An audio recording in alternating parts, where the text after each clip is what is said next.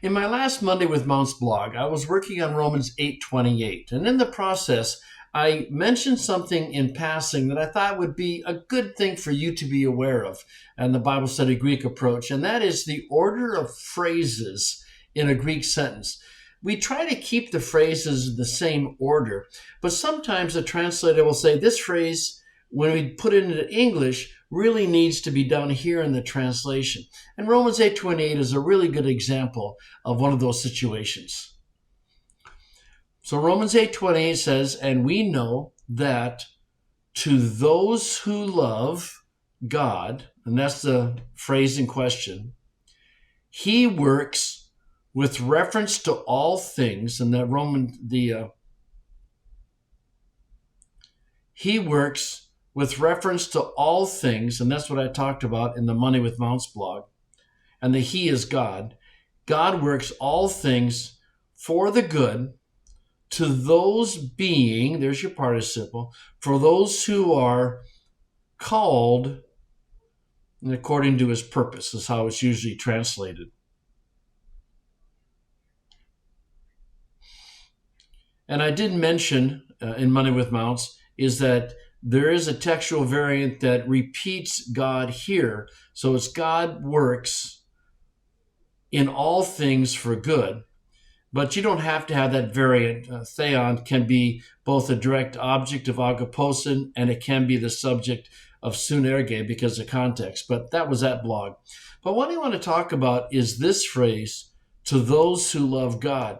Now, the order here, I think, is really significant because the emphasis on that this is a promise for God's children. This is not a promise for the people in the world. God is not promising people who don't know him, who don't live in a relationship with him, that he's going to work all things for good. But it's rather, this is a promise to those who love God. So this has to do with Christians, okay? And so that emphasis is really being put forward because of the word order. It's to those who love God that he works all things for good. Here's the problem. To those who are called according to his purpose. Well, who's this group? What does this tois go with? Well, it parallels this tois, doesn't it? But because in Greek you have this in between, it's not immediately apparent that those who love God are those who are called according to his purpose. So what will often happen in a translation, like in the NIV, and we know that in all things, God works for the good of those who love him. See, they took that tois through theon phrase and they put it down here. Why? And this is the important thing. Well, because that way, when you say, who have been called according to his purpose, you go, oh, that's the same group of people. Those who love God are those who've been called according to his purpose. And certainly that is what it means. And by the way, most translations do what the NIV does. The ESV, though, and I'm glad for this, keeps the order of the phrases and therefore keeps the emphasis. For we know that for those who love God, and they say, all things work together for good. I would rather them say, he works in all things for good. But the ESV keeps the order, but now you have for those who love God, separated from those who are called, which is a bit confusing, but that's just the way it is.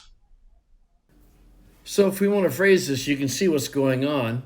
Is for we know that, then here's our first dative phrase, to those who love God, and then you get to the main sentence, so we're going to put that on its own line. He works all things for good, and then again, to those who are called according to his purpose. And so when we would indent this, who does he work all things for? To those who love God. And then he's going to tell us something more about who those people are. It's to those who are called according to the purpose. And just what I'm saying is that, in essence, what sometimes, for the sake of clarity, is going to happen is that we'll do it something like that. So what do we know? We know that he works all things for good. Who does he do it for?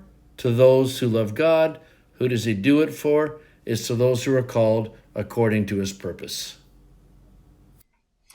So anyway, it's just a good illustration of how sometimes, for the sake of clarity, the order of phrases needs to be changed. But often what will happen then is that there will be a loss of emphasis. Now, translation is an issue of compromise.